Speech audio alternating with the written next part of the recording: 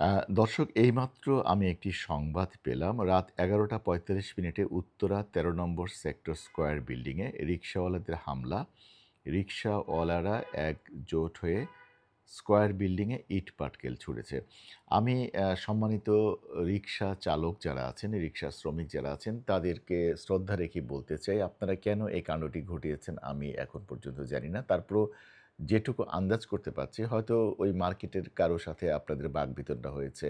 কোনো কারণে হয়তো আপনাদের সাথে ভাড়া নিয়ে বা অন্য কিছু নিয়ে হয়তো তর্ক-বিতর্ক হয়েছে। এর ফলশ্রুতিতে হয়তো আপনারা এই বিল্ডিংয়ে হামলা চালিয়েছেন। আমার কোনো আপত্তি নেই হামলা চালিয়েছেন বা ইটপাটকেল ছুঁড়েছেন। কিন্তু কেন? কেন? কি অপরাধ? আপনারা হয়তো যদি ওই বিল্ডিংয়ের কোনো দোকানের মালিক বা দোকানের কোনো কর্মচারী বা কেউ আপনাদের সাথে মিসআন্ডারস্ট্যান্ড হয়ে থাকে বা মিসবিহেভ করে থাকে, আপনাদের নির্দিষ্ট শ্রমিক আপনাদের হয়তো কোনো নেতৃবৃন্দ আছেন, তাদের কাছে আপনারা অভিযোগ করতে পারতেন।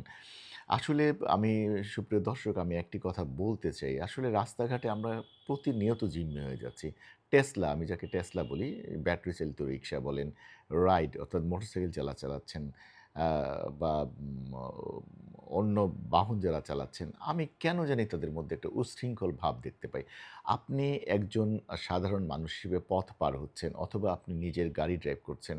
আপনি এই দেশে ট্যাক্স দিচ্ছেন। আপনি রোড পারমিট দেয়ার জন্যে প্রতি বছর আপনি ট্যাক্স দিচ্ছেন, ফিটনেসের জন্য ট্যাক্স দিচ্ছেন।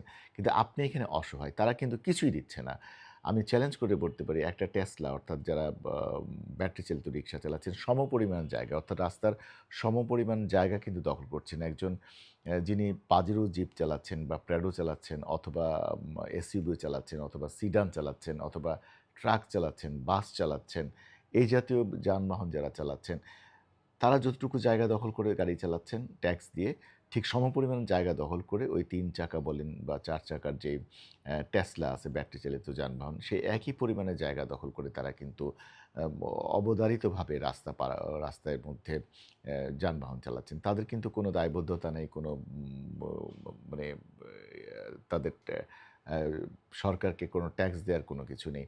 কিন্তু তারা কিন্তু দাপটে বেড়াচ্ছেন পুরো বাংলাদেশ জুড়ে, পুরো রাস্তা জুড়ে, মহাসড়ক, সড়ক সবকিছু অলি-গলি সবকিছু তাদের দখলে। আপনি প্রতিবাদ করতে যাবেন, তারা একজোট হয়ে আপনাকে মারমুখী হয়ে আক্রমণ করবে। আপনি রাস্তার মধ্যে তারা হয়তো ভুল করে আপনার গ্লাস ভেঙে চলে যাচ্ছেন, সাইড মিরর ভেঙে চলে যাচ্ছেন, আপনার গাড়িতে ঘষা লাগিয়ে চলে যাচ্ছেন। কিছু বলবেন, আপনাকে ১০-২০ জন মোটরসাইকেল যারা ড্রাইভ করেন অথবা যারা টেসলা চালাচ্ছেন, রিক্সা শ্রমিক যারা আছেন, তারা আপনাকে জটবদ্ধ হয়ে আপনাকে আক্রমণ করবে। আপনি বলতেও পারবেন না যে না, অন্যায়টা তার। আপনার মাথা নিচু করে অন্যায়টা আপনার স্বীকার করে চলে আসতে হবে। এভাবে তো একটি আসলে সড়ক চলতে পারে না। এভাবে একটি জাতি কখনো মানে যানবাহনের যে নিয়ন্ত্রণ ব্যবস্থা আছে, এভাবে কখনো চলতে পারে না। আমি মাননীয় প্রধানমন্ত্রী, মাননীয় সড়ক পরিবহন মন্ত্রী, সংসদ সদস্যবৃন্দ, এলাকায় যারা আছেন এবং শ্রমিক নেতৃবৃন্দ যারা আছেন, আপনারা আসলে এর একটা হাল টানতে হবে। নইলে আসলে মানুষ এখানে জিম্মি হয়ে যাচ্ছে প্রতিনিয়ত। প্রতিনিয়ত মানুষ আ মানে কি বলে যে মানে নিজের কষ্টটা লাঘব করার জন্য নিজের দাঁত কামড়ে পড়ে আছেন।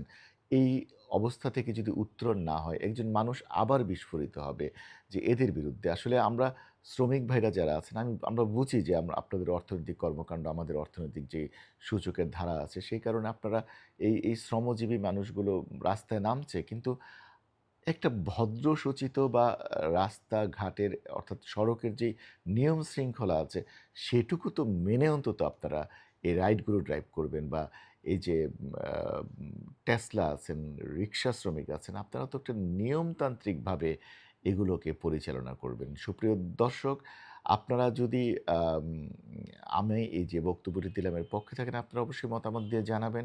আমি তারপরেও বিনীতভাবে শ্রমিক যারা আছেন, আমাদের শ্রমজীবী মানুষ যারা আছেন, তাদের প্রতি শ্রদ্ধা রেখে বলতে চাই, আপনারা একটু বিবেককে জাগ্রত করুন। আপনারা রাস্তায় চালান কোনো আপত্তি নেই। কিন্তু সুশৃঙ্খলভাবে যেন ভালোভাবে রাস্তায় আপনারা এই যানবাহনটি পরিচালন করতে পারেন, সেই অনুরোধ আপনাদের প্রতি থাকলো। সুপ্রিয় দর্শক, আবারও কোনো নতুন বিষয় নিয়ে যদি আমি আমার দৃষ্টিতে আসে, আপনাদের সামনে হাজির হব। সবাইকে ধন্যবাদ। আসসালামু আলাইকুম।